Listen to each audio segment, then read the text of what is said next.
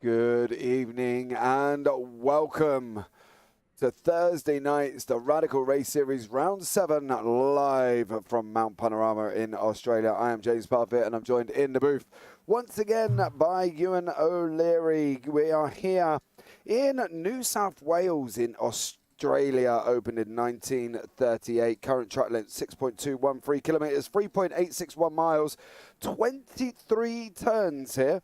Currently holds the Supercars, the Intercontinental GT Challenge, the Bathurst Motor Festival and the GT World Challenge Australia, as well as the Cross Country Championships, believe it or not. So there we go, and we are here for the Radical Race Series for a sprint and feature, the 7-lap sprint, the 11-lap feature race, and we are in for some epic racing. The mountain section here, up through the skyline, through the Dipper and down through Forest Elbow, is the area that's going to cause the most amount of problems for these drivers to be able to get that through accurately, time after time after time after time. It takes practice, practice, practice. And we've got 18 cars on track this evening battling it out, but it's time to bring in Mr. Ewan O'Leary. Good evening, Ewan. How are you, sir?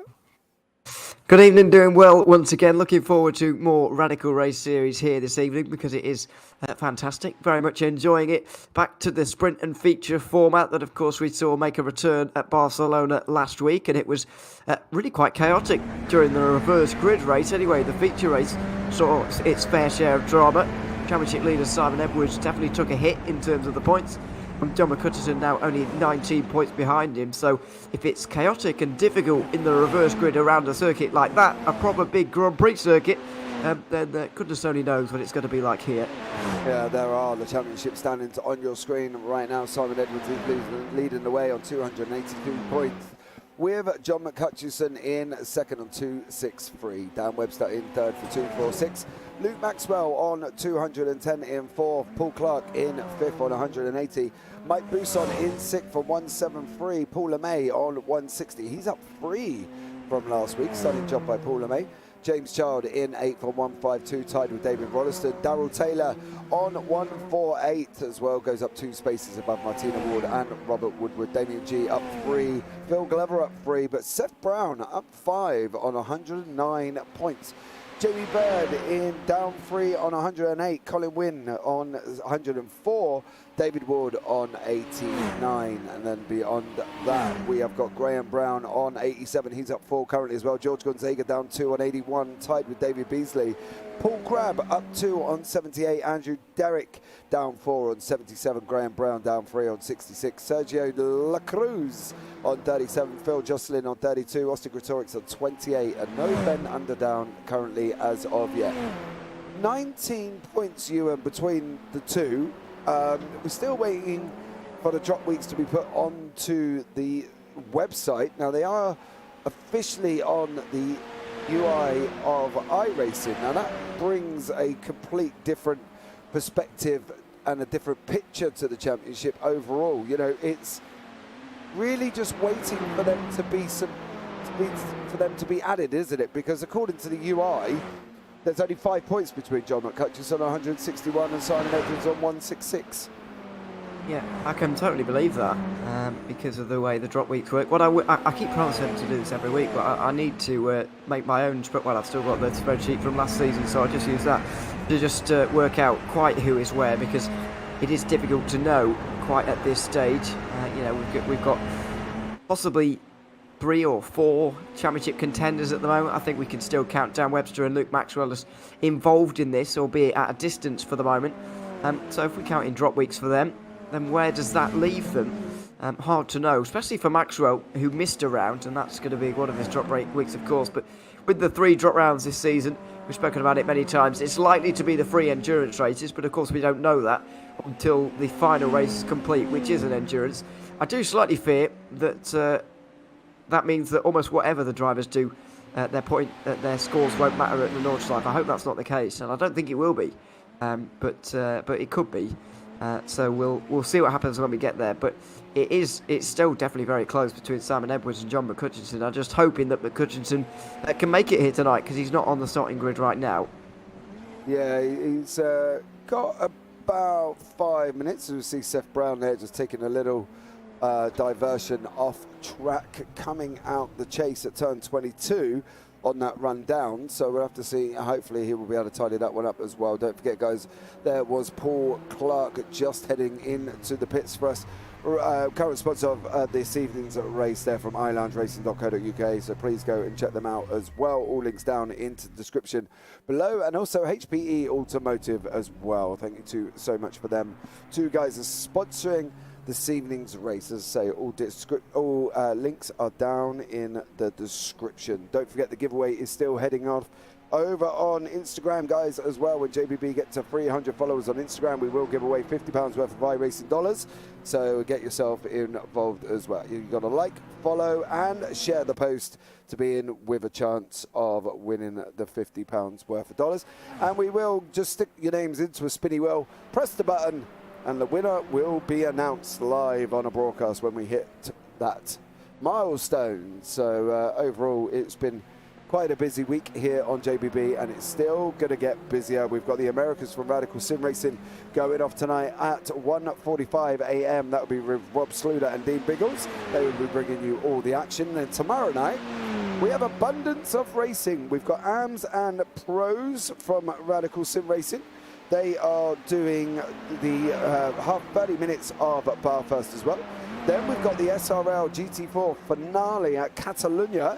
That will be starting round about 10:15, and then after that we have got the IGL Cash Cup going off from Circuit Zolder at 1:45 in the morning. So get yourself in there. There's plenty of action for everyone, and you can watch it live on the JPB YouTube channel. I think there's a bit for everyone, because we've got GT3s, GT4s and Radical Racing tomorrow night, so get yourself involved in that one. But for now, we have got Barfirst with a Radical SR10, and we are here with Seth Brown going through the area that is most likely to cause the problem, Ewan, I think, this evening. Yeah, well, I think the whole mountain section really is most likely to cause the problem. The Dipper, of course, very difficult and quite narrow down there as well, but I wouldn't eliminate the first part of the mountain section as being, one where we might see a big tie-up from all the way from Quarry Bend all the way to Silman Park. It just widened out a little bit in McPhillamy, but and then down at Skyline. But when you get through the S's and the Dipper, it does start to narrow up again, and that all the way down to Forest Elbow, where that will end out. So yeah, it's the whole mountain section is going to be really difficult, and it's going to define this race. It's going to make it very difficult to overtake as well, which is going to be excruciating really for those that do well in the first race and end themselves in the middle of the field for the second race, because Hell Corner itself can produce its own kind of drama, and we'll just see how that start goes, because as I mentioned at the start, the start of the second race at Catalunya wasn't exactly a clean one. And that was at a big Grand Prix circuit, so this is going to be a very different story. Well, there was no fewer than 7 people involved in the Catalunya incident on lap 1, I think, turn 7, if I'm not mistaken.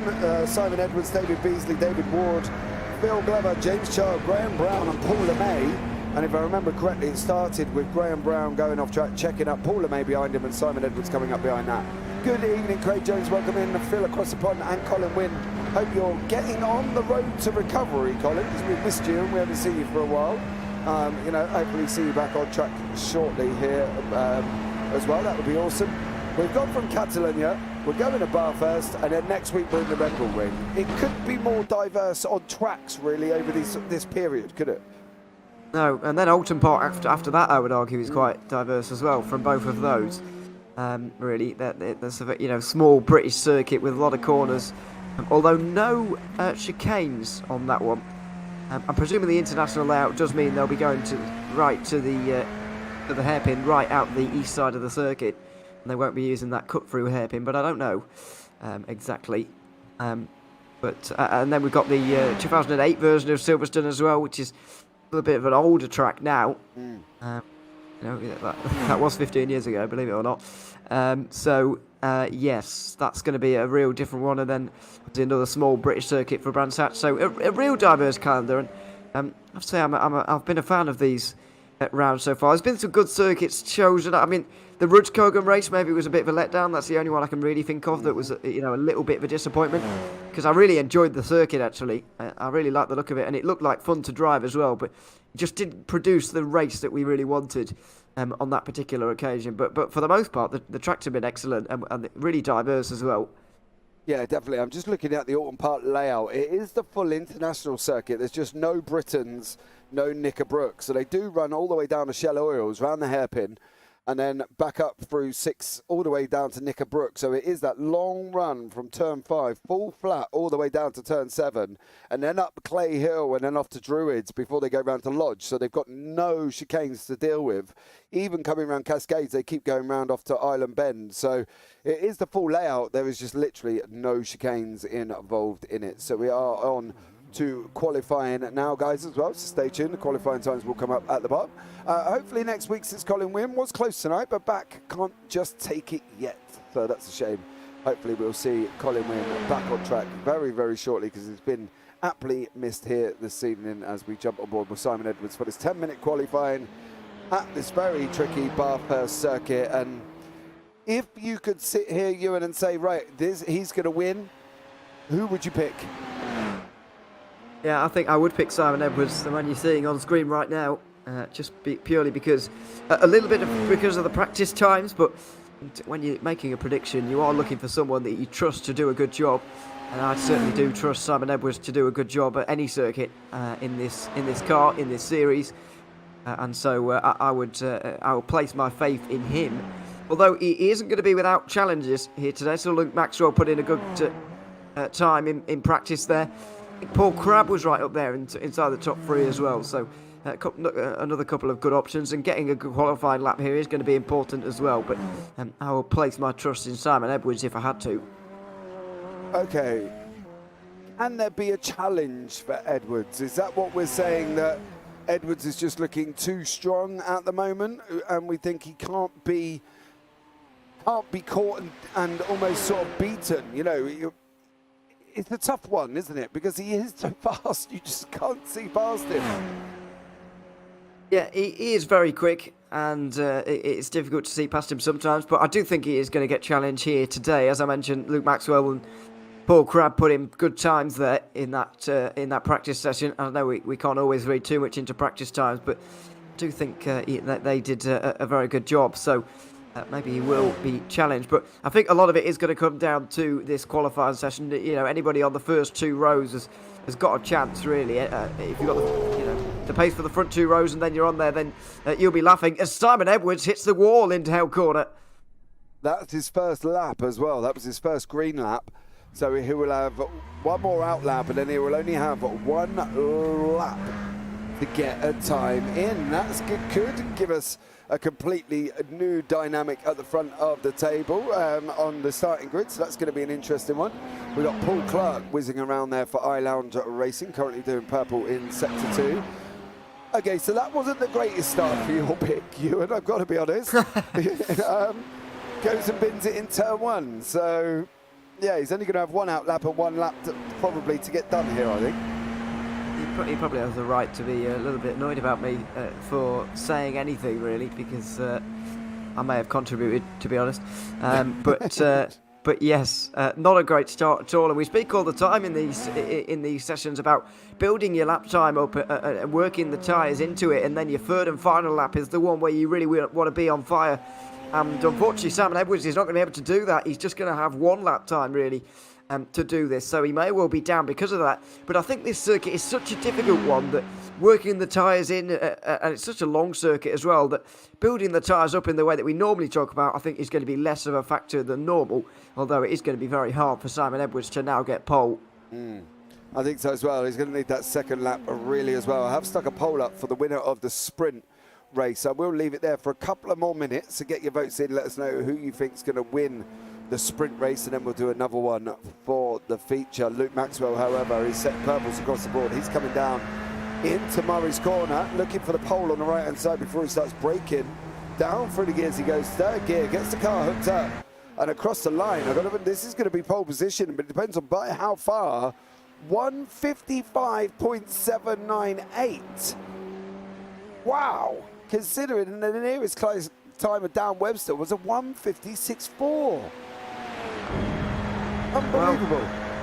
Well, McCutcheon goes a little bit closer, but even so, Maxwell has done a very good time there, and it's not really close between himself and the drivers behind. A very impressive opening lap from Luke Maxwell, but he's still got another couple to go, and as have everyone else behind. So you never know what can happen in the final moments of this session. Good start, of course, but he's got to carry on with that now for the rest of the session.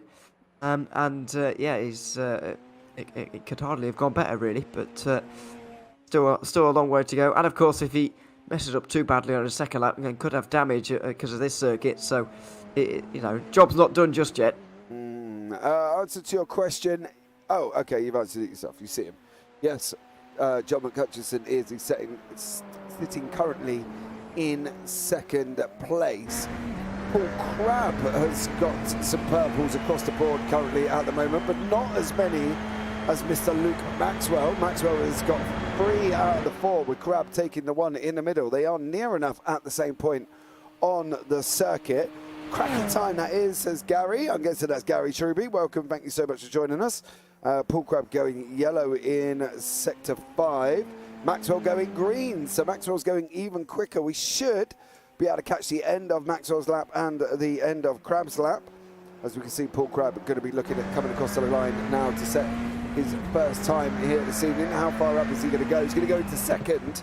Maxwell's coming round Hell's Corner. He's purple out 3 out of 5. He's gone yellow in the last one. I think it's still going to be an improvement of a 1:55.679. So we did improve, not massively, but he has improved. And so is this man as well, as he's going across the line, John McCutcheon. Hutchison goes on the pole on a 1:55.5. John McCutcheon absolutely killing it. Simon Edwards 4th. We did say he would struggle, Ewan, to get his times on the board, and he goes across the line in 4th place currently. James Child, Sergio Cruz and Graham Brown are all out on track as well. Cracking time from John McCutcheon there, 1:55.5. Best overall. Stellar job. Yeah. Doesn't need practice either, apparently. Just could go straight into this and straight on the pace. Fantastic lap time from him. Simon Edwards seemingly has got another lap, so we will have 2 flying laps here in this run as opposed to the normal 3. But even so, he'll be last of the main contenders to come over the line, and then we'll really know who is on pole. John McCutcheon won't be able to improve on this last lap time by the looks of things. He goes back to pit lane from the looks of that.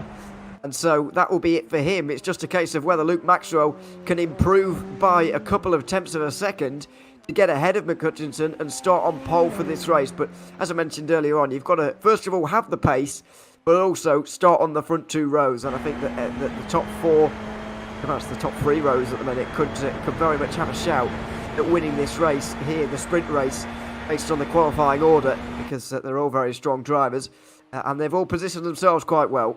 Absolutely, and I think one of the things that we're forgetting here is everybody who watches sim racing will know about Bathurst Mountain section. As soon as you come out of Griffins of turn 2, after that, you're not getting anything done until about turn 19 when you've come out of Forest. But you've got to look at the bigger picture. Maxwell goes on to pole on a 1:55.126. Swapping places backwards and forwards between him and John McCutcheon. Simon Edwards is going to get another time. He's green across the board. What is he going to do as he comes over the line, goes into 3rd place, 1:55.7. Not going to lie, there's some very quick times coming on here as well. Buson, is he going to break into the 1:55s as well? 1:56.049. James Child is still out on track currently at the moment. We can't express how bad that mountain section is, can we really? Because one incident, one slip up, one spin, and that mountain section just becomes a car park. Because there's just no way through from anybody once they're recovering back from a spin being in that section, aren't they? Yeah, it's very difficult to get around. And so let's hope that nobody comes unstuck there, because it could be a real problem for everybody if indeed they do. But it's a great section to drive. Thoroughly enjoy this circuit. And what makes, in my opinion, this is the best racetrack in the world, to be honest. And then what makes it, and people often argue between this and the Nordschleife, as being the best race circuit. What sets this one apart for me is the fact that you can have racing on it around this circuit. At the Nordschleife, you've really got one opportunity on the Tuttinger, and even then, you're battling into the Tiergarten, which is a really fast section of corners, and not very, not very good for actually battling with other cars. This does have scope for actually battling down here in towards the chase, into the final corner, first turn, and second corner as well. You can battle around that portion of the circuit and then have the peril of the close walls and the excitement of the rises and falls over the mountain as well. It's absolutely fantastic, but it does mean that the track could get blocked at almost any moment, seemingly. And that could be a problem in the race, but hopefully not. Yeah, well, here comes the grid for the sprint race. Luke Maxwell is in pole position. John McHutchison second, Simon Edwards third, Paul Crabb fourth, Paul LeMay fifth, Mike Bousson sixth, Dan Webster seventh, Paul Clark eighth, James Child ninth, Jamie Bird in 10th, Graham Brown 11th, and Robert Woodward down in 12th place. Beyond that, Sergio Cruz in 13th, Darrell Taylor 14th, Seth Brown 15th, Phil Glover 16th, Damien G 17th, Phil Jocelyn 18th, and David Rolliston 19th place overall. Well, how are they going to play this first lap? Are they going to want to survive and not push for the places? Or are they going to be wanting to go for it straight from the beginning? I think it's a good idea to try and survive the first lap and then see where you are and go from there, but I don't know if these drivers will. Generally, we do see sensible starts really in this series. We've spoken many times about the kind of good nature of this league in terms of the fact that drivers are very respectful of each other, not only on the track but off it as well. And that's a great thing. So hopefully that will be shown in the opening lap here. And we can have a clean one, because I think that's what is really required from an opening lap here. Especially given the drivers who are realistically going to win this race, they're up towards the front anyway. No need to make any stupid dive bombs on the opening lap at all. So just take things calm on the opening lap, and then see where you're at and go from there, because it's a lot easier to pick people off one by one really than it is all in one go. All right, here we go. The lights are coming on. 3 lights, 4 lights, 5 lights, and we're away. That was a very quick changeover. And it's Luke Maxwell, John McHutchison, Simon Edwards, Paul Crabb further back with Paul LeMay. John McHutchison's gone a little bit wide. It's going to put him out. Simon Edwards up into second place. Not the greatest start from John McHutchison there as he drops down. Paul Crabb running him side by side up into turn one. We said they weren't going to go for places. Well, that didn't quite work out, did it? As we got Paul LeMay, Mike Bousson, Dan Webster, Paul Clark, all battling away in that mid-pack. But it is Luke Maxwell. Big lock-up there as well. Oh, Darrell Taylor, Sergio Cruz. There is Darrell Taylor at turn one. That wasn't ideal, but not a bad start from Luke Maxwell so far. Yeah, not good news for some further down. Luke Maxwell got away well, and I thought that the top 3 or 4 were going to stay single file through turn one, but McHutchinson went for broke there, really. Went around the outside and has ended up paying for 2 positions there. And has dropped back a little bit further, but Luke Maxwell just looks almost unstoppable right now. He's almost pulled out a second on this opening lap. He's flying over the mountain here for the first time of asking, and it's a fantastic performance so far. Just shows what a pole position can do around this circuit. I thought it would stay even a little bit closer than this, but Maxwell looks pretty untouchable. He does at the moment, 1.24 seconds out already. He's flown through the mountain. He's got onto the Conrod straight and he's already gone. He's out of that draft range already. Paul Crabb is battling away with Simon Edwards here. We're expecting the draft to be quite strong as they're coming down now. Simon all over the track. Here we go. Crabb's got to be looking to take it inside. He's not. He's backed out. And now come down into the chase, currently in 3rd place. John McHutchison in 4th. Simon Edwards does not look comfortable right about now, Ewan. He looks like he's struggling a little bit with the car. Yeah, he doesn't look comfortable at all right now, and Paul Crabb's only making that worse. Looking at the inside, maybe into the final corner. I think Edwards is trying to balance holding on to this position with also keeping the pace high at the moment, because you can see the train behind right now. It can extend way down the field, and it's not good news at all for anybody. Maxwell's absolutely gone. A fantastic opening lap from him, and he's nearly 2 seconds away already. But Paul Crabb applying an awful lot of pressure to Simon Edwards right now. Does he have the straight line speed for this into turn 2? He might well do here, and Edwards is forced to think about defending again.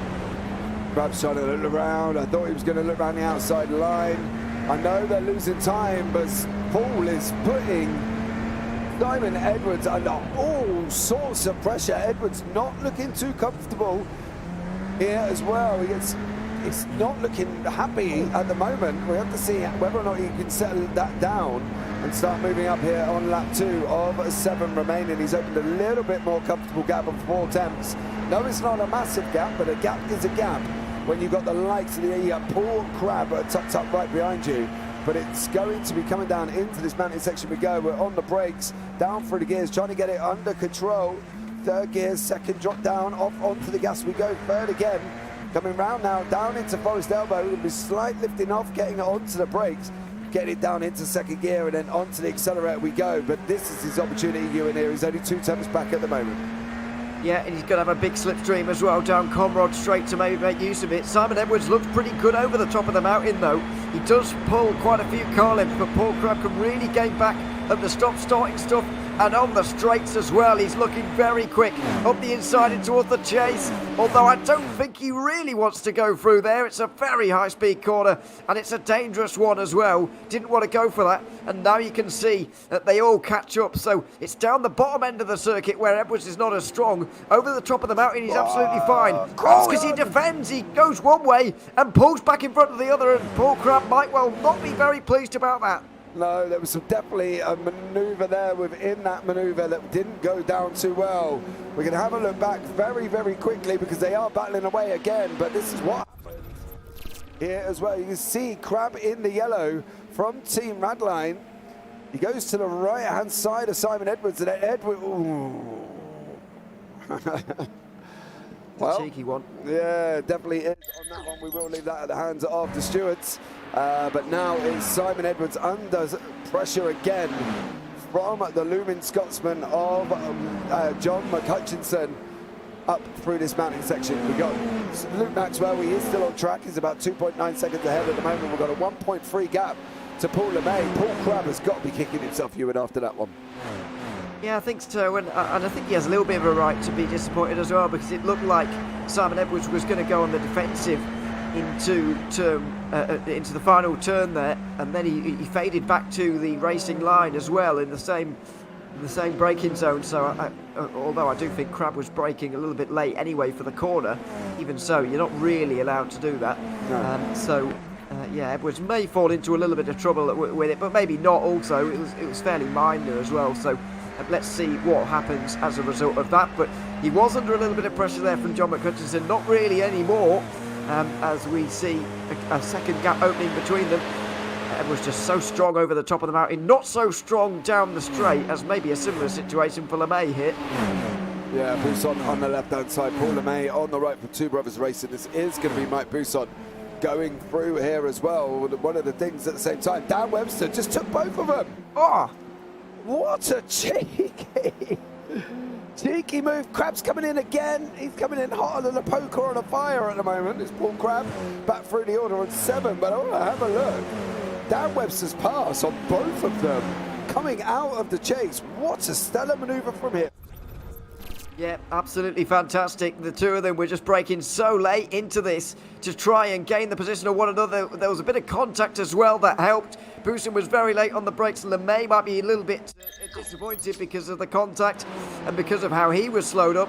And it also looked like we saw Jamie Bird go through on both of them, although he's under pressure from Mike Bousson now. He's been forced to the outside line at turn 2, which traditionally means that you're almost guaranteed to lose the place, but clearly that's not the case on this occasion, and he will stay in front of Bousson just there. But yeah, that was very cheeky, a very good move as well as Crab goes through on Bousson. Yeah, Bousson went in hot into the cutting, and Paul Crab got a better exit. Crab now back up into 6th place after that incident earlier on with Simon Edwards here, but it is the Irishman trying to come back through the field. It's got Jamie Bird from Racing 86 next in front of him. There are gaps up front, you can see it. Oh no! Oh! Bird was in that. Crab as well. Yeah, Bird and Crab. Still sat there. Yeah, thankfully it hasn't blocked the track, because you can see where Crab has ended up off the racing line through the dipper there. He is now able to get going. But what a disappointment that is for Paul Crabb, who was having a really good race. And now, surely there's no way he can even get back to the top 10 to salvage his day either. No, definitely not on that one. Unfortunately for Paul Crabb, is going to be up. Hard day for Paul Crabb. He was doing so well and then was involved in the incident with him and Edwards. And, well, I don't know about that incident. I don't know if Edwards... It was a definite late move, right? We're not going to deny that one, are we? It was a definite late move. And should it have been made in the first place, though, Ewan? You mean Simon Edwards' move? Yeah. Well, yeah. I think his movement under braking was maybe a little bit too much, but I don't know. It's a fairly minor thing, and then Paul Crabb did have time to obviously respond from that as well during the race. So I don't know whether we can draw our eyes too much to that, but certainly that most recent incident just a bit unlucky on all parts really. I'm amazed Bousson has got out of it so well though. Still 6th place, and he doesn't really look damaged either, which is remarkable really. And that's the thing with these cars, isn't it? 1 minute you can tap a barrier and you've got front end, your steering's all over the place, and you can do it at about 30 miles an hour. And then next thing you know, you go into an incident like that where you're dropping down on top of poor old Jamie Bird, and you get away scot-free, which kind of looks what Bousson's got at the moment. I don't think there's any issues there with the steering. The car's still going where he's pointing it. He's still plunging down into the dipper like there's no fear at all. Whereas I'm praying at the top and thanking at the bottom, just so I'd actually made it through, to be honest. But Phil Glover is another man who's coming through here as well. Maybe we'll have a chat with Phil as he gets down the Conrad. We'll wait patiently to pull him in as he's come round Forest Elbow. Let's drop him into the booth. Ready there, Phil. Good evening. How are you, sir? Phil? Yep, can you hear me? I can. How you getting on? Yeah, not too bad. 12th at the moment, aren't I? Just going down the long straight. Yes, you are. Right behind David Rolleston, about 8 tenths, but you got Sergio Martinez behind you, about 7 tenths back. Yeah, I was catching them all up, but they're just pulling away again. All right, well, you settle down nicely, Phil, and we'll look forward to having a chat with you during the feature race, but thank you so much again for joining us. Yeah, no problem, James. Take care. Well, there you go. Phil's in good spirits in 12th place there. You're doing this thing. Having a good run as well, 12th place at the moment, and knocking on the door of maybe that elusive top 10 that would really help us. Joe Jocelyn's going to get, well, jostled there, I guess, on the outside line.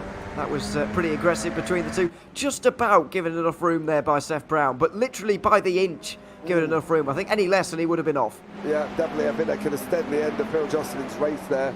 If he was onto that grass and trying to break for Murray's, was definitely not going to happen.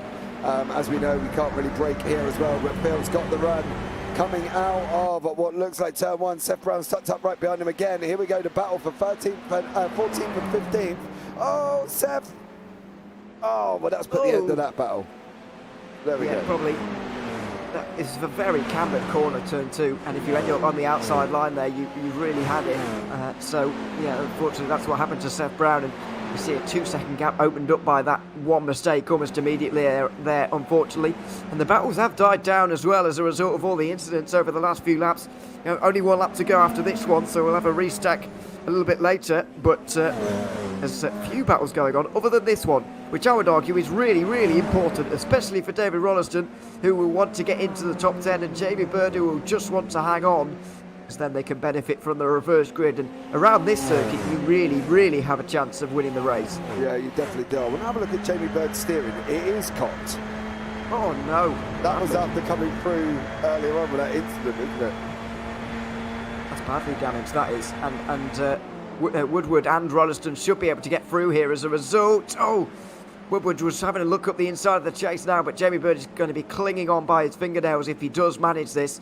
It'll be pretty heroic if he keeps the top 10 with that amount of damage. That really is pretty severe. Yeah, it is. It's looking pretty battered car at the moment in that Jamie Bird Racing 86 car. It's got to be tough for him because he's sliding all over the place currently at the moment. And you can see the angle on the steering wheel. He's got to keep it a good, 10 to 15 degrees further right to keep it straight. I'm surprised Rolleston is jumping Woodward. Oh, okay, no, he's not. There it is. All right, I thought it was nearly there, but Woodward didn't give up that easily, and Rollison didn't get through either. However, David Rollison is going up again as these guys are coming into the cutting. Oh, Bird's got to be struggling. How is he managing to keep that car ahead of these two?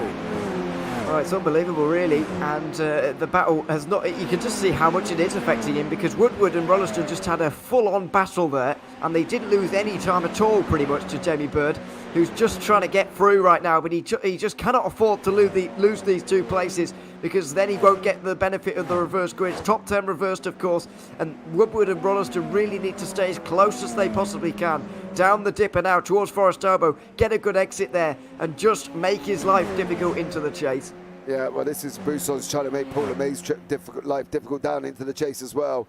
Final lap of the race. Simon Edwards is coming down. Luke Maxwell, sorry, is coming down into the last corner. Is Bousson going to be looking at sending it on the inside of LeMay? Oh, he's got the outside line, which means he's going to give it the inside for the exit. But it's going to be Luke Maxwell taking the victory there as well. Simon Edwards in second. John McCutcheon going to come across the line in third. Dan Webster fourth. And is it going to be LeMay? Is it going to be Bousson? Final corner. It's going to be LeMay. He got the place ahead of Bousson. Paul Clark coming across the line in seventh, ahead of James Child eighth. Jamie Bird has hung on miraculously in ninth place there, Ewan. How did he hang on to that one? Oh, that is unbelievable, really. His lap times at the end must have been shocking. Yeah, 59.8, and he didn't even go off. It's more than 4 seconds slower than the pole time, and well over 2 seconds slower than what the leaders were doing throughout the race. That car was pretty heavily damaged, but he'll be starting the second race from second, and that is going to be the big relief for him. That's going to be why he soldiered on with that damage. To try and, as someone causes a commotion outside my house, I hope you didn't hear that. Big drive, and he'll be rewarded now with a second place start for the second race. Big drive, big drama going on outside at Ewan O'Leary's there as well. If you did, we did hear the tooting of the horn, but we didn't say nothing. Well, I was just going to style it and say somebody's got a horn in game. Ewan, you should just. Yeah, sorry, I didn't quite. I wasn't quite thinking of that. Sorry. Luke Maxwell is your winner by 3.6 seconds. Simon Edwards in second under all heaps of pressure from Paul Crabb, and I don't know. Maybe there might be stuff mentioned. Who knows? See what happens in the stewards' booth. John McCutcheon in third, Dan Webster fourth, Paul LeMay fifth, Mike Bousson sixth, Paul Clark seventh, James Child eighth, Jamie Bird hung on for ninth place with a very damaged car. Robert Woodward in 10th, David Rollison 11th, Sergio Cruz 12th, Phil Glover 13th, Phil Jocelyn 14th, Seth Brown 15th, Darrell Taylor 16th, Damien G down in 17th place, with Paul Crabb behind and Graham Brown. So there we go. Well, if Jamie Bird can do it with a very damaged car, what's he going to be able to do during this feature race without it? Well, yeah, it's going to be quite frightening, really. I think as a result of that, he is further down in the order. Sorry, he finished that race further down the order than maybe his pace suggests that he can. That, to me, suggests that he might be able to do really well from second place. And not only will he be starting on the front row, of course, but he'll be around drivers that I think he is just about faster than. Because I think he did belong really in the mid part of the top 10 rather than clinging on to the last part of it. So I think we could well see if not a win, then at least a very good performance from Jamie Bird coming up right now, because he's got the pace for it, and obviously with a brand new car, with an undamaged car, he should be able to go even faster now. Yeah, there we go. We are into the grid for the feature race. Robert Woodward is in first place, Jamie Bird second, James Child third, Paul Clark fourth, Mike Bousson fifth, Paul LeMay sixth, Dan Webster seventh, John McCutcheon eighth, Simon Edwards ninth, Luke Maxwell commanding in race one in 10th, David Rollison in 11th, Sergio Cruz down in 12th place. Beyond that, Phil Glover 13th, Phil Jocelyn 14th, Seth Brown 15th, Darrell Taylor 16th, Damien G 17th, and the flying Irishman of Paul Crabb is down in 18th place with Graham Brown in 19th there as well. So Jamie Bird is going to be at the front row of the grid. His as you say, pace suggested he can go quicker. Just be interesting to see if he can get past Robert Woodward at the beginning. It will. We'll see if he can. I think he might be able to do this off the start. I mean, if he goes around the outside of turn 1 and they, battle side by side down the hill there and on the straight, and he'll have the inside, which is very important at turn 2. So let's see what happens. There we go now, the lights coming on. 4 lights, 5 lights. And we are green here, and Robert Woodward got an absolute flyer. Bird got his second, Child third. Got under attack from Paul Clark. Buson coming through as well. Trying to make that move on the inside of Paul Clark. There's Simon Edwards still in 9th. David Rollison down in 10th. And then we've got Luke Maxwell. Lost a position. Is down in 11th place. But at the moment, it's Robert Woodward and Jamie Bird battling away on the way to turn 1. Bird on the left. Woodward on the right in the pink. Further back, there's another bunch of two as well with Child and Paul Clark. And then behind that, there's LeMay and Hutchinson with Dan Webster in there as well. So definitely Jamie Bird now out in front, Ewan. He's done what we wanted him to do, get out the front, and we were expecting his pace to pick him up a little bit further. Yeah, now it really depends how quickly the front runners can get through the field. Talking to guys like John McHutchinson, Dan Webster, Simon Edwards and Luke Maxwell, all of which who are just outside the top 5 right now. But that's exactly what Jamie Bird had to do. Get around the outside at turn 1 or get a run at least to make sure you have the inside at turn 2, because that's exactly where you want to be. And that is where Jamie Bird was, and he's going to be able to really benefit from that now, and especially because John McHutchinson really hasn't been able to get that far through the order in this opening lap. He's only got 1 position so far after finishing 3rd in the last race. He would have started 8th. He's now into 7th. There's the 1 position. Simon Edwards hasn't gone anywhere. Luke Maxwell. Oh no! We've been singing his praises, but Jamie Bird's in the wall. Oh no! Jamie Bird! Down into Forest. Lots. Oh. Wow. Yeah, I thought that was going to be absolutely, odds on for Jamie Bird to win that one, but absolutely not. He's found a way to lose it almost in that moment there. He was coming under pressure from Woodward, and that's fair enough, but even so, a mistake from Jamie Bird has really put him out of this race now, along with Graham Brown, I think, maybe out of this race. Yeah, I don't think he started as well. Well, yeah, fair enough. As we got off the road, that's Simon Edwards. Simon Edwards and LeMay. Is Edwards in the wall, though, at turn 1. Championship leader in the wall. Paul LeMay, Simon Edwards, let's have a look. Coming down into turn 1. There is LeMay in the red and blue. Oh, that's kind of what happened to him and Paul Crabb. Just roles reversed, isn't it? And then a little bit clumsily, Edwards finding himself in the wall there. But yeah, that was almost roles reversed there. Quite ironic almost there for Simon Edwards, and finding himself in the wall for the 2nd feature race in a row. Of course, he's starting to get a small run of these. Now back in 16th place. He can't take drop weeks on all of these rounds. Surely he scored a nice 22 points in the opening one there, and if he does get up the order a little bit further, then he will still have this round count. But Mike Buson's in the wall now. Buson is in the wall at the top of St Park. That's a very narrow line. That's not going to do him any favours. No, and in the wall, big damage. It just seemed to go straight on though when he got in the grass and the gravel. When you know what that was about. But John McHutchison's not complaining. Look at him here, 3rd place and chasing down the 2 leaders now. Huge opportunity in this championship for John McHutchinson. Absolutely. Paul Crabb is up 7. Webster is gone. He seems to have so much grip around the chase, doesn't he? He's just taken. Oh, whoa. Wow. Phil Glover. Phil Glover, yeah. Off the road slightly, but yeah, I can't believe Dan Webster got that stop there. I don't know what it is about him in the chase, but just seems to be very, very strong there. And well, John McHutchinson not going to let him get away with it. Battling away into turn 1. Easily done if he could have just opened up that steering, McHutchinson. But looks like Webster's got to get behind that. And Maxwell as well. They're coming in 2 banks of 2. Here, down into turn 2. Oh, Let's go. Slight contact. McHutchison gets pushed out. That's Dan Webster through. Is James Child going to have a go as well? Maxwell's on the right hand. Hutchinson's on the right hand side now in front in the Pink Panther car, but Luke Maxwell's through, so is Dan Webster. Simon Edwards could be in here for a bit of a shock in this championship because he's currently down here. Oh, Damien G just literally torpedoing the wall up at the cut-in here on lap 3. Unfortunately for G, it looks like he's could be done and dusted, but it is Dan Webster from Maxwell, from McHutchison, from Child, from Martinez, and in front of them we've got Paul Clark 2.4 seconds up the road, and then we've got Robert Woodward a further 2 seconds as well. But a recovering Irishman of Paul Crabb ups 8 back through the field, doing an absolutely stellar job, and it looks like Phil Jocelyn has torpedoed the wall as well.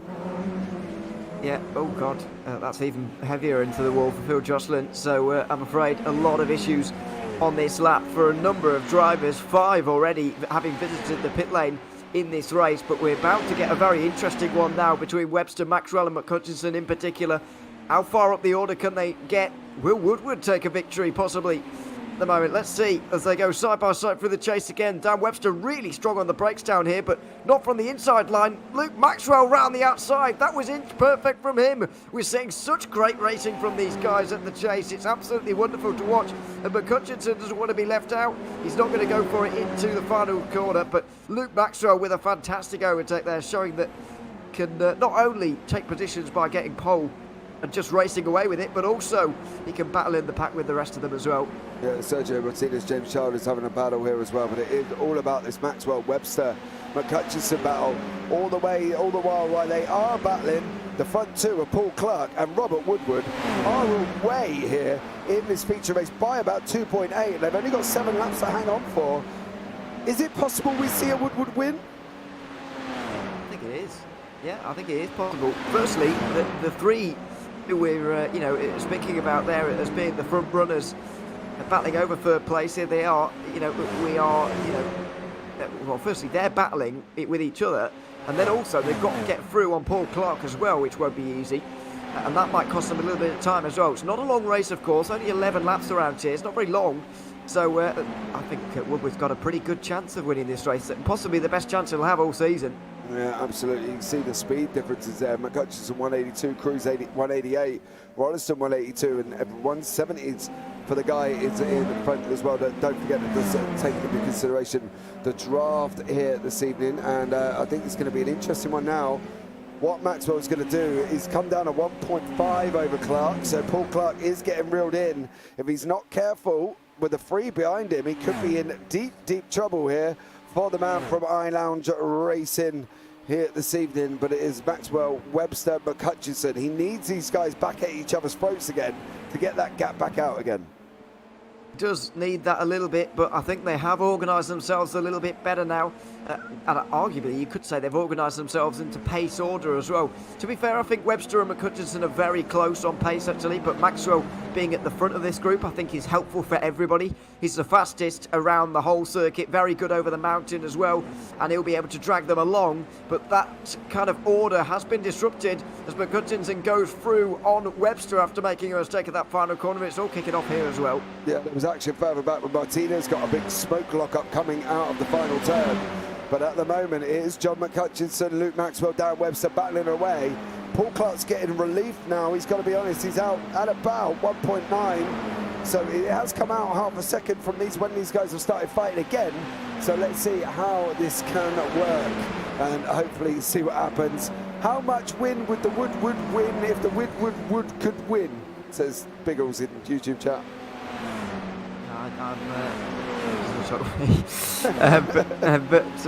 But how do you answer a question like that as well? I don't know. But I mean, he has a great chance. We've been saying it all race, but they're not really making any inroads into him. Paul Clark's getting caught here, but also Clark's losing time to Robert Woodward right now. So it's the best chance he might have all season long, and he's got to absolutely grasp this with both hands. Absolutely. You know, don't take your hands off it, mate. Get on it, whack 2 on it, and take it to the checkers, because you've got 6 laps remaining here as well this evening. And unfortunately, Paul Clark has been pulled in by about nearly 1.2 seconds over that lap alone. So I don't know if Paul Clark did make that error there in that SR10, and then that has allowed Luke Maxwell to open up the gap to John McHutchison, who's being chased down by Dan Webster.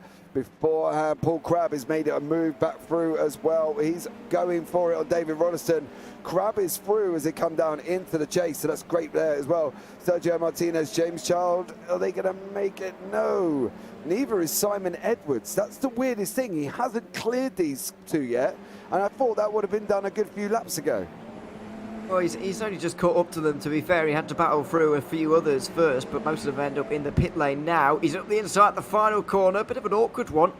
And De La Cruz squeezed him there, so he couldn't quite get on the power as early as he wanted to, and now he's going to have a hard job getting it down the inside at turn 1. He's going to have to wait here, which is not ideal, as Paul Clark is going to defend this position. That's not helpful for Luke Maxwell, but it's very helpful for Robert Woodward, who will be, well, cheering Paul Clark on at this rate. We'll all cheering Paul Clark on, really, in conjunction, considering how much of a drive he's doing, but he's lost a place to Maxwell in turn 3. Or it looked like he was done before that, to be honest, which was quite bizarre.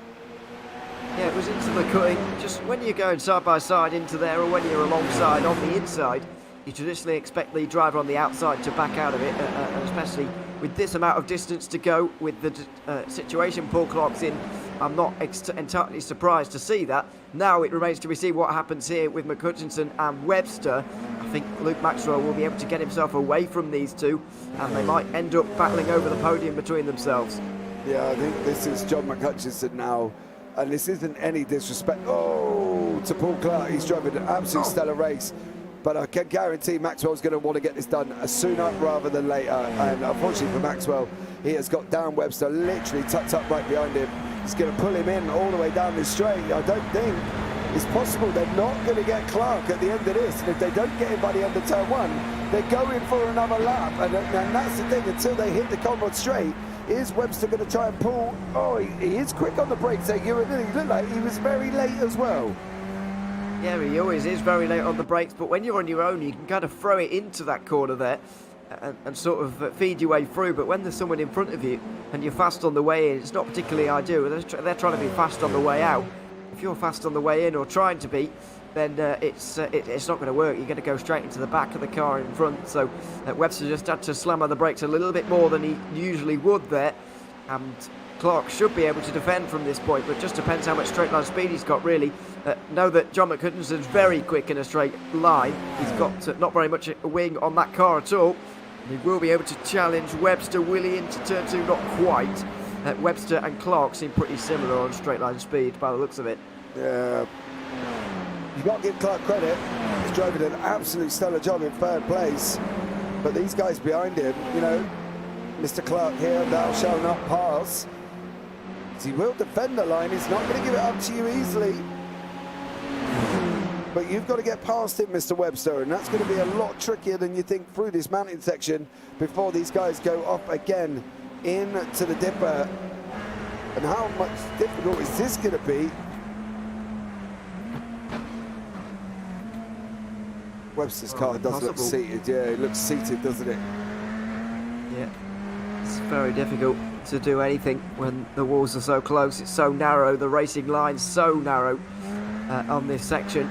You've just got to wait, and this is the exit that Webster was really looking for. Although Clark's having it well, he missed the apex, but he's still got a pretty good exit. And now Webster's going to be relying on his straight line speed. That hasn't been all too much to shout about so far, but he might just be close enough now into the chase. Clark's going to put it in the middle of the road, really, which is the best way to do it, into here. But Webster going to go to the outside line anyway, which gives him the inside at the braking zone. And we know how good he is on the brakes, although that was, oh, well, nearly too much. He just about pulls it up in time, and he is into third. Yeah, McHutchison's trying to go around the outside of Paul Clark into Murray's. He's got it. Oh, no, he hasn't. Clark's now going to come back at him, going down into turn 1. Paul Clark on the right-hand side. John McHutchison in the Pink Panther livery there. Unfortunately, he's now going to be behind Paul Clark again. He's going to have this run up from turn 1 all the way down into turn 2. Is he going to be able to do it? He's got to ride the outside line, Ewan, and that's not easy going into turn 2. No, not very easy at all, but his straight line speed might just be enough here. He's going to have a long way alongside, but he knows that he's not going to be able to do that. He had to turn in early. He turned in even a bit too early there, and he's going to spend another lap behind Paul Clark. He may well see his limit at 4th place here in this race, which is a bit of a missed opportunity, really. Yeah, definitely it is for John McHutchison, but he is going to be stuck behind the I-Lounge Racing of Paul Clark. All the way through this top part of the mountain section, all the way down into the dipper. There's just going to be no movement here. What he hopes for, I suppose, Ewan, is getting that exit out of Forest to be able to get him at the end of Conrad Straight. Yeah, he is going to try that, but it's really difficult when you've got the amount of wing on that John McHutchison has, as in not much. Do need a bit of a miracle sometimes, but we'll see what he can do this time. Very, very close to the rear end of Paul Clark, through the elbow this time, and surely he will be able to get this position now. Yeah, here we go. I think it's going to be not long. There is a looming SR10 for Paul Clark. He sends him to the right-hand side of the circuit. They are coming racing down now. They're going to jink to the right very shortly. There's Paul Clark. There's John McHutchison. Job done for McHutchison. And he takes his line there as well. Darrell Taylor, 2 words in chat, I'm dead. Oh no! Sorry, John McHutchison. He couldn't quite pull it up in time. He tried to, and he's lost all the positions, all of that work going down the path at the moment. He's going to be 8th place by the looks of it if he hasn't got damage.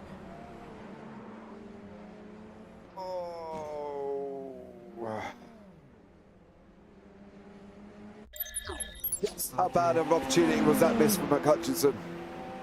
Yeah, absolutely a terrible missed opportunity now for John McHutchison. We'll see what damage he's got onto that car as well, because he could be in trouble here with regards to suspension damage. He went rear in first, which is the worst kind of suspension damage to deal with as well. Front suspension damage, you can sort of deal with it, as we saw with Jamie Bird during the last race, but rear is especially difficult, as just to add salt into the wound. Simon Edwards moves up another place, and as things stand, he would be gaining another 4 points on McHutchison on a day where he was supposed to be gaining points. That would increase the overall totals between the two to 25 points in favour of Simon Edwards, and it would certainly allow Dan Webster to get back into the picture as well. Luke Maxwell has just pulled out round about 3.5 to 4 seconds over Robert Woodward, and he's done it over the last 4 laps. He's pulled a chunk. He got 1.5 over lap 7, 1.3 over lap 8, and now it's all about what Woodward's going to be able to do here, and it's not going to be a lot, Ewan, is it? We're expecting, that's it, Maxwell to take the lead here on lap 9 of 11.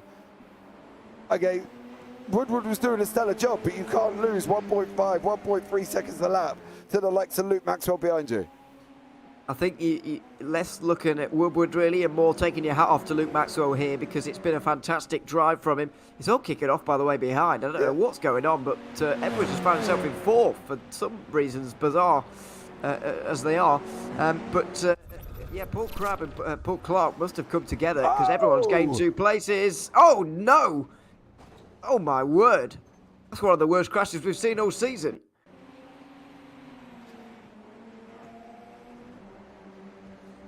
Oh, hold on a minute. Goodness. So high speed as well. Real high speed crash. Yeah, I need to go back a little bit more. So Clark's out.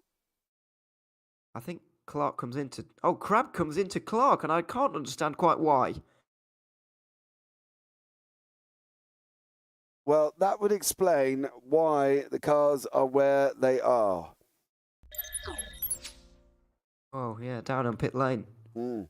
And out of the race. That was a huge crash. Huge crash. Wow. And everyone gains 2 places. John McHutchison's just lost another 1. And so, that gap now between Edwards and McHutchison in the standings increases to 27 points as we run right now. Yeah, there are, well, you can see Crabb, Clark, LeMay, Taylor, Buson, Jocelyn, G, Bird and Brown are all in the pits or out of the race. Yeah. If you ever wanted to know how difficult Bathurst is, then just take a look at that. Nearly half the field out. as we're getting towards the end of this admittedly very short race. It's a 20-minute race, and half the field are out of it. So it's it's a real demonstration of just how difficult the circuit is. It was very bizarre on the straight. I can't work out whether or not Clark had moved to the left and not given Crab room, or I don't know how that one would work. No, it's a puzzling one. I think it did look more like Crab came off the white line there into Clark, but I can't figure out quite reasons why anyone would do that and why either of those drivers would do that in that situation. It's really, really bizarre. I mean, there's no reason to move to the right there for Paul Crab, but he does anyway, and I can't understand why. But is it due to... So he's gone left, right? He's come right to try and correct it, and I don't know.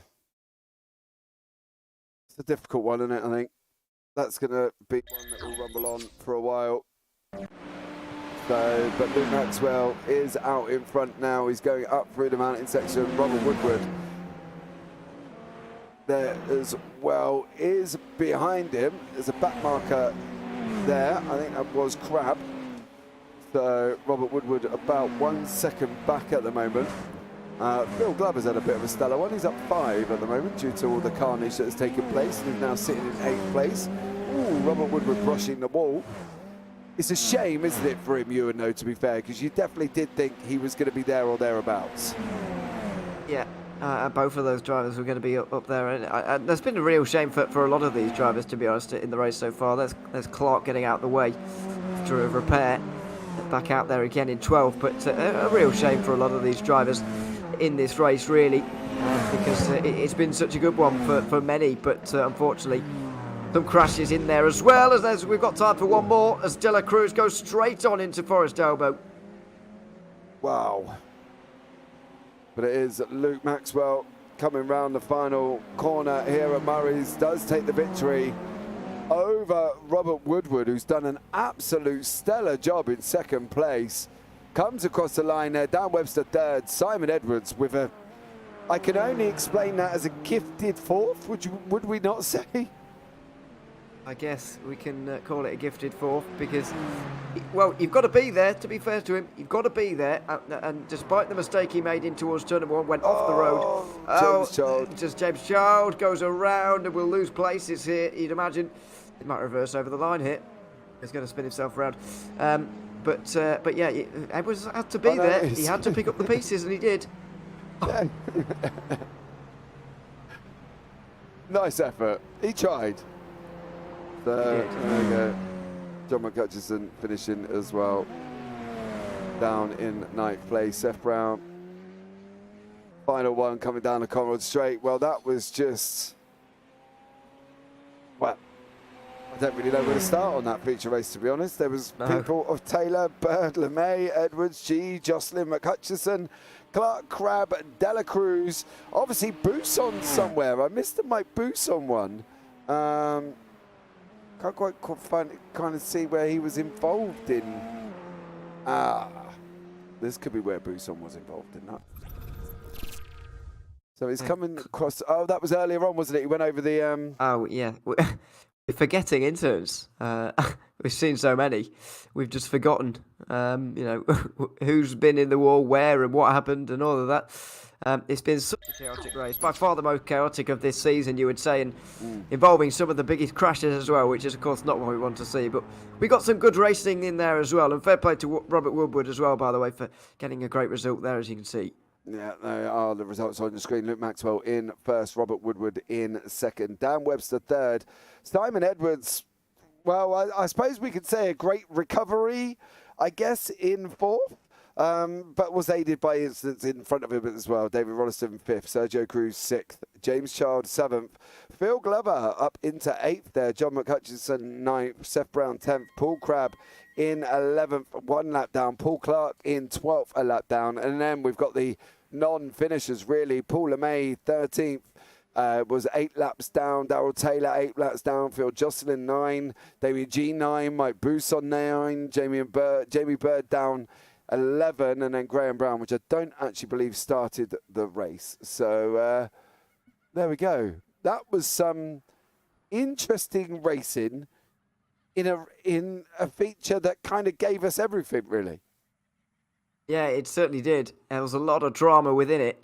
But bizarrely, the same race winner. I can't remember how many times it's happened so far in the sprint and feature formats, but to win both races in one is very impressive and really puts Luke Maxwell back on the map for this championship. You never know. Might still be able to just get there by the end of the season, because he will have gained big points on Edwards and McCutchinson today, and Dan Webster as well, who had a good run himself. But what a fantastic couple of races we've seen. Bathurst providing the drama once again.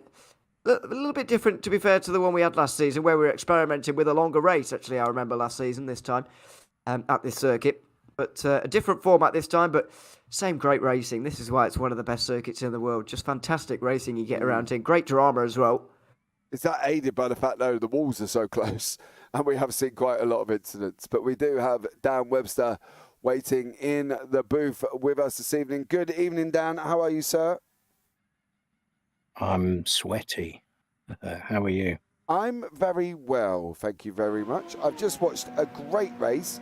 One of the things I am interested, Dan, is the fact that your effort down into the chase, your 2-move overtake in the sprint race down into the chase, you seem to have the chase nailed in that car currently. Which bit's the chase? The chicane at the end of the long straight, mate. Yes. Yeah, that went quite well actually. I'm quite good on the brakes in this car, so I tend to get a lot of overtakes done on the brakes. Yeah, it was good. Yeah, it definitely was a good one. A third overall in the feature.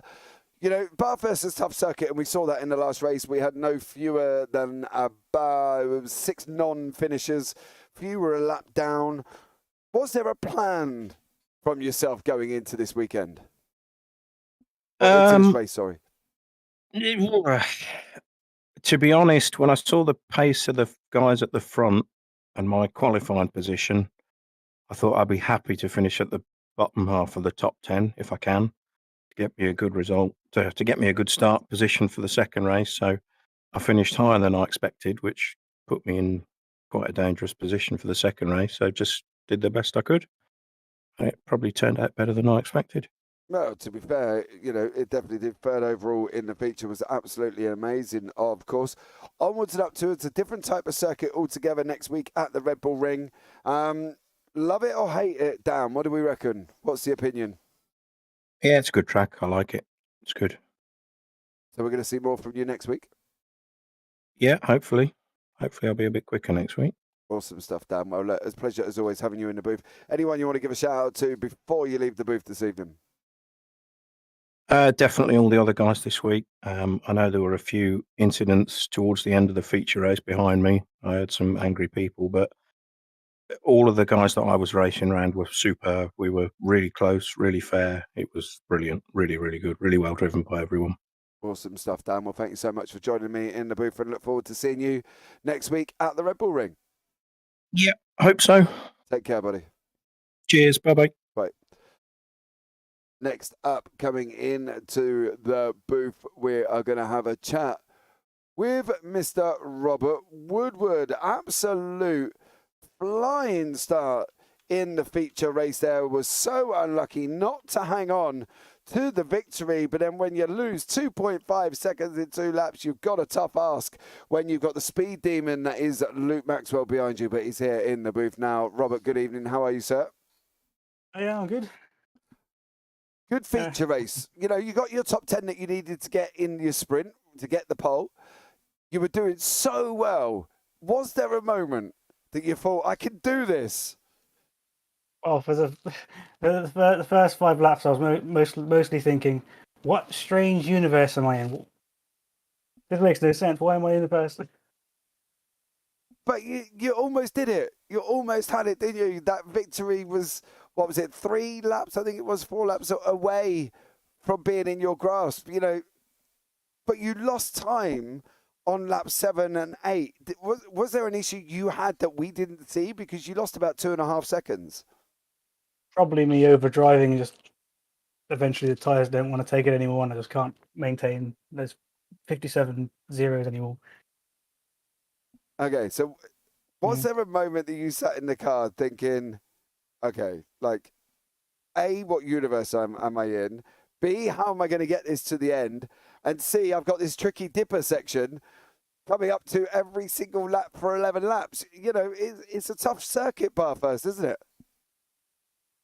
Yeah, but since I've been racing with Vertical Nest since 2019, I think, and Bathurst was, something clicked at some point. So got to enjoy it. Yeah, you have. You've got to enjoy it as well. And then onwards and upwards to the Red Bull Ring, completely different circuit altogether. Robert, you know, what's the plans for the Red Bull Ring for you? I don't get a lot of practice. So first plan is to try and practice this time. Well, awesome stuff, Robert. Thank you so much for joining me in the booth. Is there anyone you want to give a shout out to before we let you go this evening? I guess Martina, because she was the one who finally convinced me to join the league, and the racing here has been absolutely brilliant.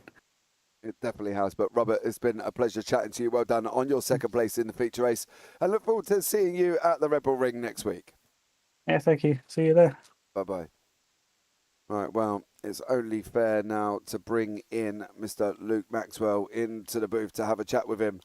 2 victories this evening here in the sprint and feature race. Mr. Maxwell, welcome into the booth. How are you, sir? I'm very, very, very well. Thank you, James. Yes, delighted. Absolutely delighted with that. Well, you know, so your double victory. Yeah. That was that was tough to get up the grid on the on the second race, but luckily, I mean, Simon and Dave and someone else, I think, all had an incident right in front of me again, similar to last week, to be honest. But just managed to sneak up the inside, and I thought, right, I'm going for it. I'm going to.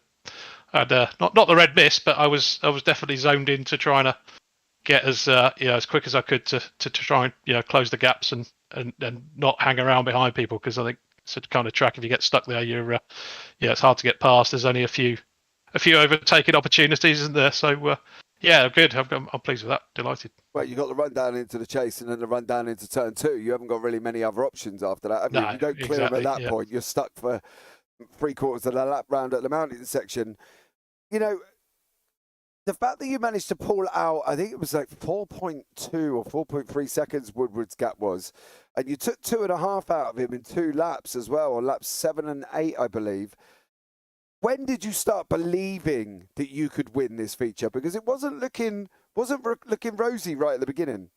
I messed up the first turn, didn't I? And cost me 2 places. So, but I could see that, Dan and Simon and John were all kind of stuck in line as well. So I thought, well, let's see if I can get back on their tail, and hopefully I can do it. And I think when Simon went off, the gap started to open up a bit, I thought, well, I wasn't really necessarily thinking P1, but I was thinking, I can close the gap on those in front of me, and really trying to push. And then I saw Robert, like, was it 4 seconds ahead? I thought, oh crikey, yeah, here we go. But to be honest, once I'd done a couple of laps behind him in the mountain section, I knew I was making up time, and thought, yeah, and turn 1 as well. I seem to be nailing turn 1 quite well, and getting some time there. So it was just a case of keeping the hammer down. I knew from practice my lap times were pretty good. With both race setups. I knew my tyres were going to hold, so I thought, well, let's just keep going. Yeah.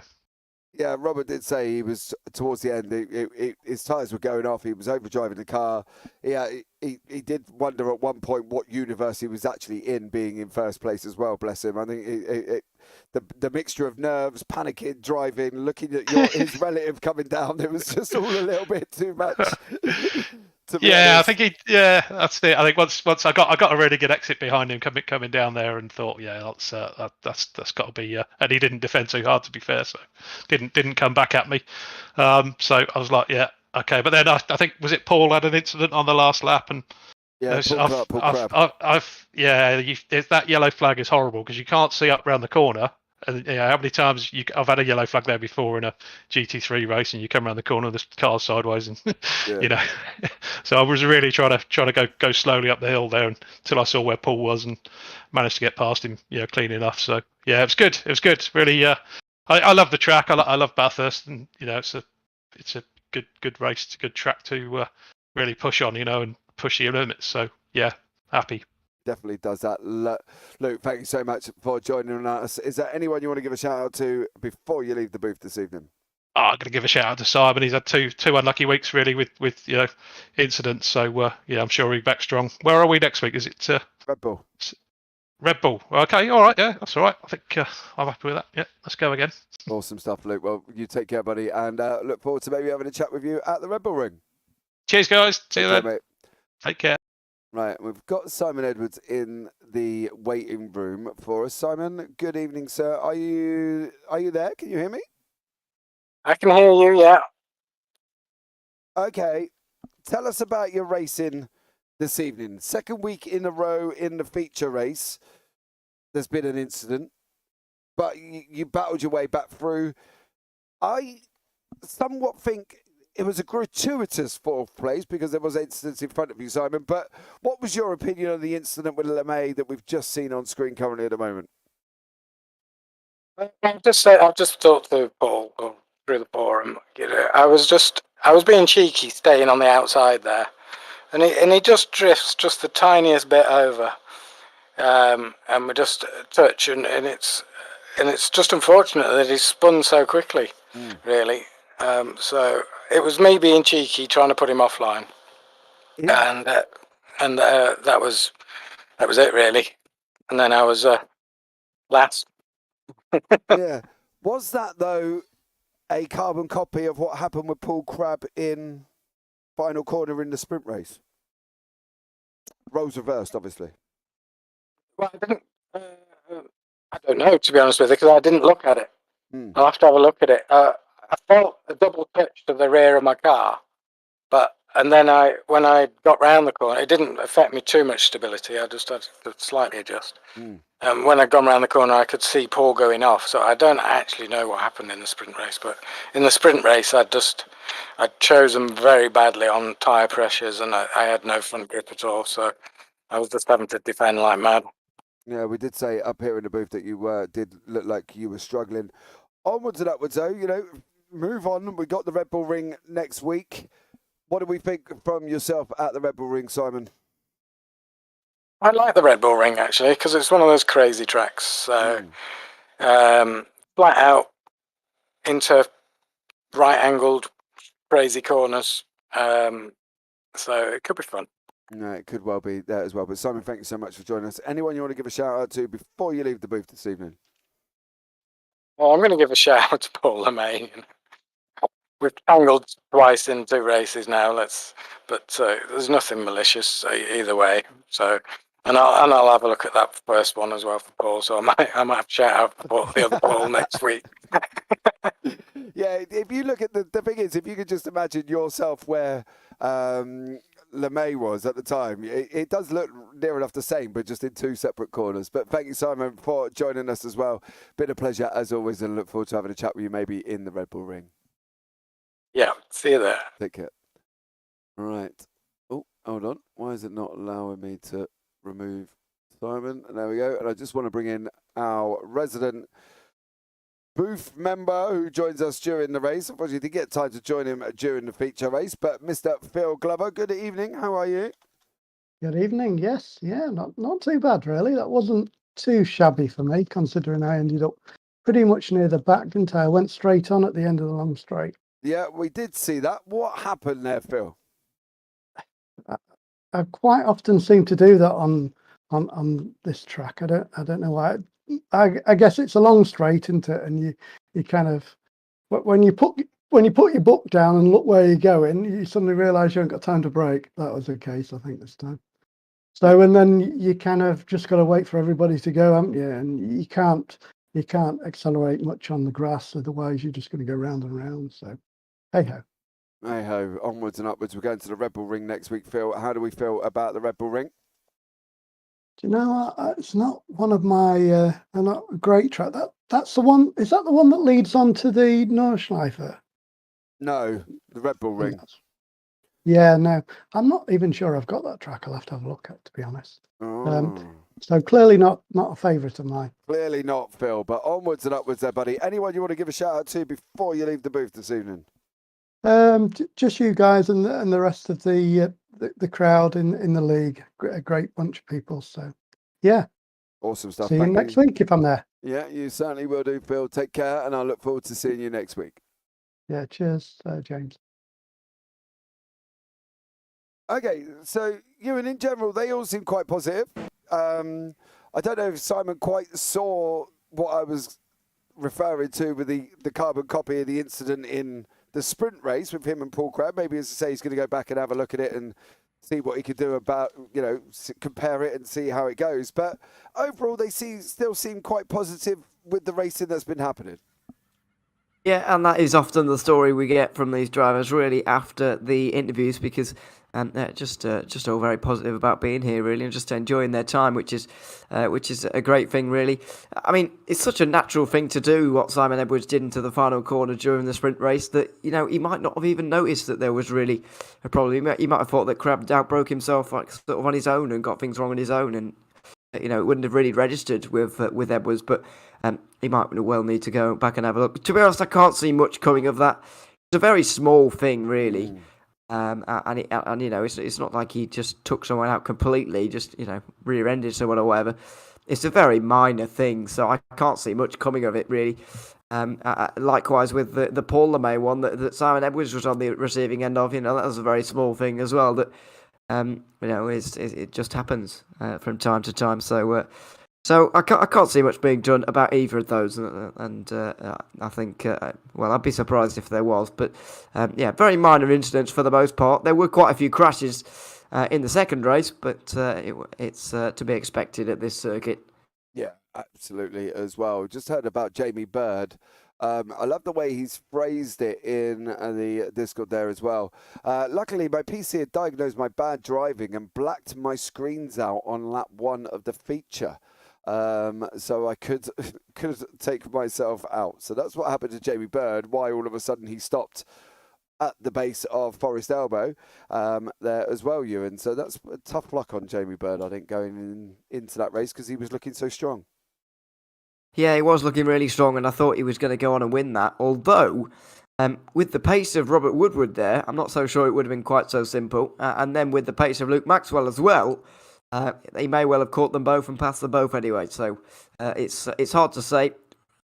Races are full of what ifs, and that's just one of them. But I think Bird's going to be very disappointed with the way that ended out. But not a lot you can do about a technical failure like that, unfortunately. No, definitely not as well, guys. But there we go. Onwards and upwards we go to the Red Bull Ring. But if you haven't had enough of Bathurst at Mount Panorama in Australia, we've got the American AMs and Pros from Bathurst going off at around about 1:45 a.m. in the morning. That would be with Rob Sluter and Dean Biggles in the booth there on the JPB YouTube channel. And then tomorrow night we've got the European AM and Pros from the Radical Sim Racing again, obviously at Bathurst. SRL GT4 live from Catalonia, season finale there, going off at 10:15. And then we've got the IGL Cash Cup GT3 race from Circuit Zolder. And don't forget as well, guys, on Saturday we do have Big Dreams Little Voices in aid of raising money for the Rainbow Trust. Links are down below. There are not many places left whatsoever of the 45 card grid. There is very, very few. So if you are in the Discord and you haven't signed up yet, please do so, because there is not many places left at all. Also as well, don't forget the giveaway on Instagram there. If like, follow and share the post. But JBB have put up on the Instagram, be in with a chance of winning £50 worth of iRacing dollars. But that is it from us up here in the booth this evening. So as always, guys, all that's left for me to say is for myself and Ewan O'Leary, take care, have a great week, and you never know, might see you on a track sometime. Good night.